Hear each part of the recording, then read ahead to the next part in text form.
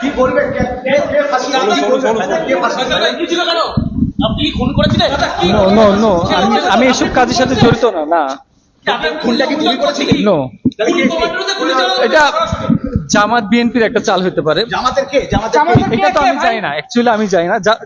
হাদি এই যে আপনারা যে হাদি করছেন, বাংলাদেশের মানুষ হাদি করতেছে, হাদি তো অ্যাকচুয়ালি একটা জামাতের পড়ে, ওটা একটা জঙ্গি। খুন করেছিল কে?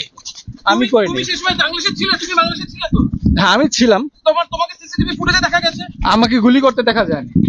তো তুমি চলে এসছো কেন ভারতে তাহলে? গুলিটা কে করলো? ভারতের পেছনে খাই করে করলো পেছনে পেছনে একবার পেছনে একবার এটা কে করেছে? গুলি কে করেছে?